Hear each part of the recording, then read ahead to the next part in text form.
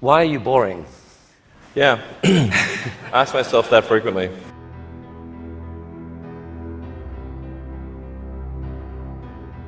A lot of people dreaming about future cities, they imagine that actually the solution is sort of flying cars, drones, etc. You go above ground. Trying to dig a hole under LA, a 3D network of tunnels to alleviate congestion. I think one of the most soul-destroying things is traffic.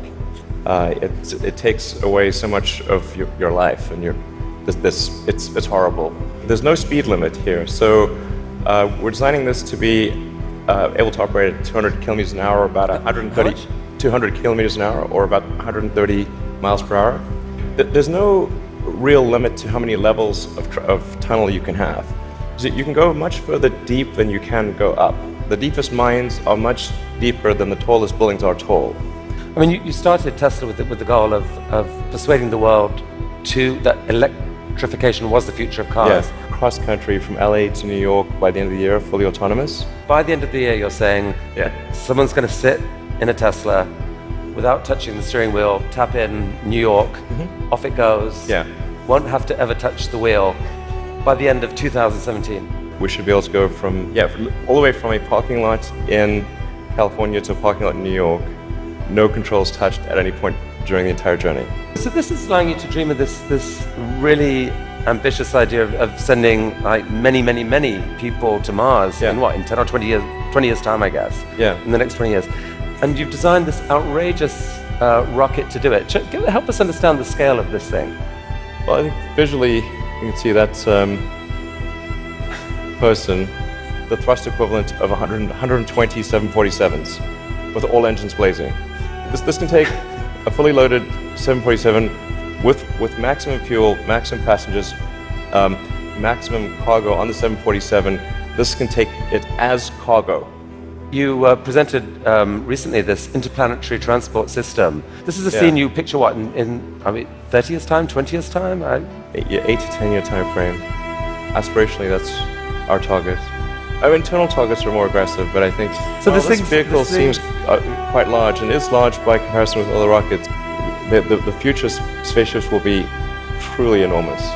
Sustainable energy will happen no matter what. If there was no Tesla, it would have to happen out of necessity. It's tautological. If you don't have sustainable energy, it means you have unsustainable energy. Eventually, you'll run out, and the laws of economics will drive civilization towards sustainable energy inevitably.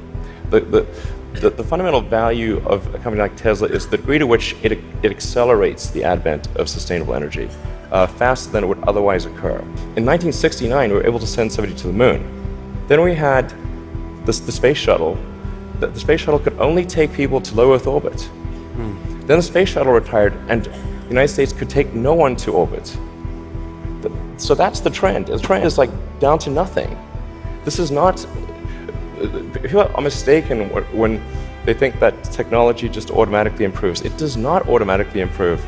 It only improves if a lot of people work very hard to make it better.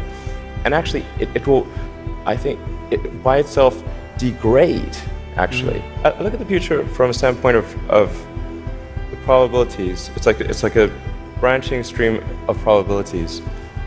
And there are actions that we can take that affect those probabilities, or that accelerate one thing or slow down another thing, introduce something new to the probability stream.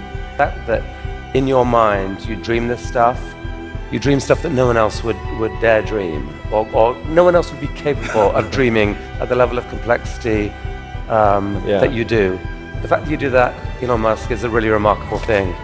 It's important to have a future that is inspiring and appealing. I mean, I just think that there have to be reasons that you get up in the morning and you want to live.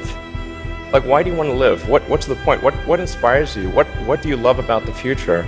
And if we're not out there, if the future does not include being out there among the stars and being a multi-planet species, I find that it's incredibly depressing if that's not the future that we're going to have. I'm not trying to be anyone's savior.